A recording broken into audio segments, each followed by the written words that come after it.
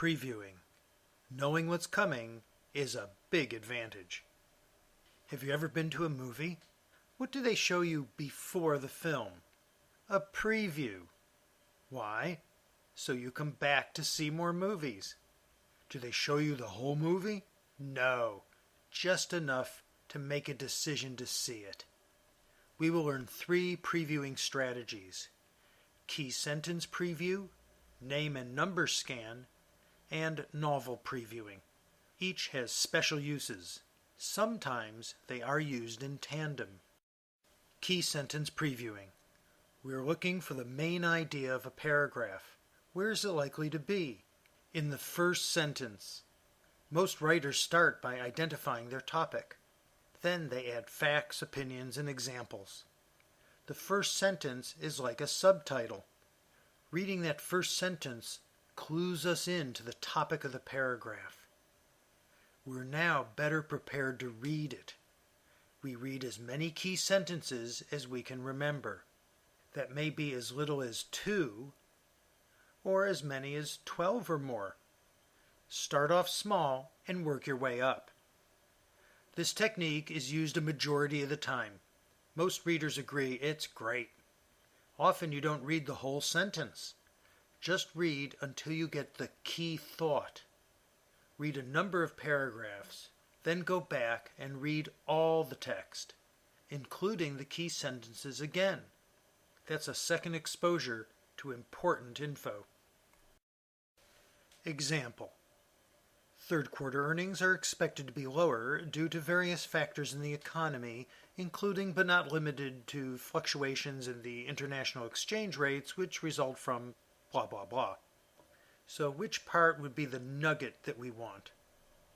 In this case, it's the first 8 words. This paragraph is about lower earnings in the third quarter. For now, that's all we need to know. We would now skip down to the next key sentence in the next paragraph. Name and number scan. This technique is used when there are lots of facts in the material. Using your finger, scan down the page.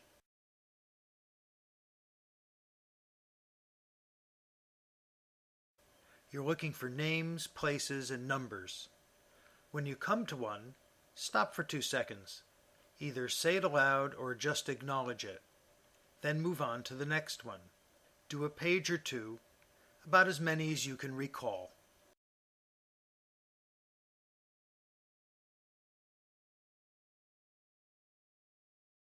After that, go back and read all the text. Now you will be curious as to how all those things fit together. A curious brain works better than a bored one. As you read, these words and numbers will begin to make more and more sense to you. Your curiosity will lead you along, keeping your focus. Example. This paragraph, taken from Wikipedia, is about Sir Winston Churchill. We're going to go through it and highlight the various names and numbers and give them a category according to whether they're who, which will go in yellow, what, which will be highlighted in green, when will be in red, and where will be in purple. So let's read along as if we were doing name and number scan. So first we have his full name, Sir Winston Leonard Spencer Churchill. So that goes in yellow, just so we can call it out today. If you were really doing this, you would just stop on it. You wouldn't color it or anything. You'd just be pointing at it. And then we have the dates, 30 November 1874 to 24 January 1965. We're going to highlight that for our purposes in red, just to show that that's a when. Was a British politician, that's a what, so we're putting it in green for now. Who was the Prime Minister, that's a what, of the United Kingdom, that's a where. From 1940 to 1945, that's a red, and again from 1951 to 1955, again, that is a when. Widely regarded as one of the greatest wartime leaders, we could look at that, of the 20th century, that's definitely a when. Churchill was also an officer, that's a what, in the British Army, that's a what. And a historian and writer and an artist, all get green for what. He's the only British Prime Minister to have won the Nobel Prize in Literature. That's a what? And was the first person to be made an honorary citizen, what, of the United States, a where. So this paragraph is prime for name and number scan because there's so much information. Now we would only, of course, do all this work if it was important to know all these names, dates, and places.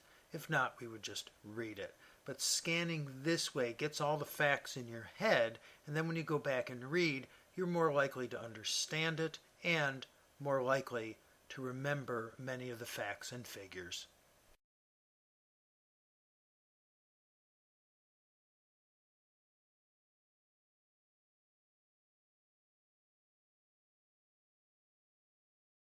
Novel previewing. When all else fails, novel previewing may work. It's a sampling technique. We simply choose random places on a page and read until we get the meaning. Then we move on and choose another place. We may do 2, 3, or 4 places on a page. You will be surprised at how effective this can be. Why is it called novel previewing? It's what makes sense with dialogue, which you find in novels. Name and number scan is useless because you already know their names. Dialogue has no paragraph, so key sentence will not work well either. You may be thinking, why would I want to preview a novel? Wouldn't that ruin it? Maybe. Some technical novels have loads of information. Previewing the first few chapters makes sense. Here's an inescapable truth. Your comprehension will be lower when you do not preview. It's higher when you do. True story. I was teaching a class in London, and there was a woman who heard about what we just said about novel previewing and about whether you want to preview a novel or not, wouldn't that ruin it? And she raised her hand and said, oh, I'd have no problem with that at all. And I asked, well, why is that? And she said, well, when I go to choose a novel, I go to the bookstore and I go to the section I'm interested in, and I look at the covers and titles, and if I see one that catches my interest, I'll take the book down from the shelf and I'll read the last 2 pages. Well, everyone in class was horrified. And someone spoke up and said, why would you do that? Why would you ruin the novel?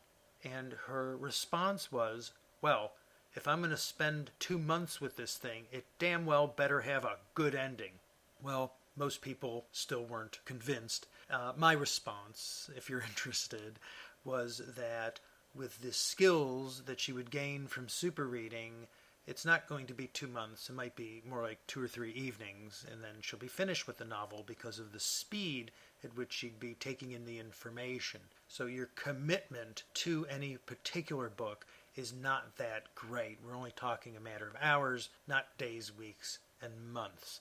Also, previewing, like we said, with technical novels and some novels in the beginning is a good thing because it gives you a really solid grounding of where the book is going.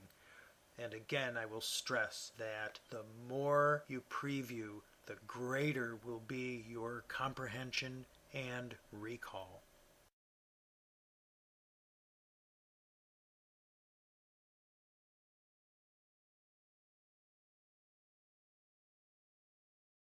Novel previewing example. In this example, we will read from 3 random places.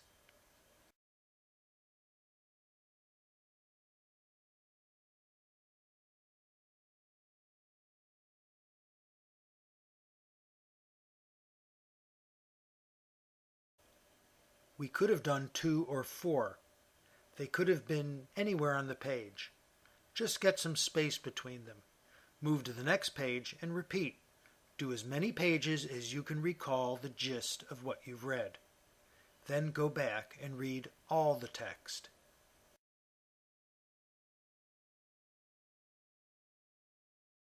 Usually we only use 1 preview technique at a time. Sometimes it's best to use 2. If you are ill, tired, or stressed, pairing them up can be beneficial. If the information is very complex or hard to understand and you're not familiar with it, then 2 techniques might work well for you. You might combine key sentence with name and number scan, for instance. Whatever works for that kind of information. In a nutshell, previewing helps you understand what you are about to read. This makes a huge difference in your comprehension and recall. Soon it will increase your speed as well. Your brain gears up for whatever information it knows is coming.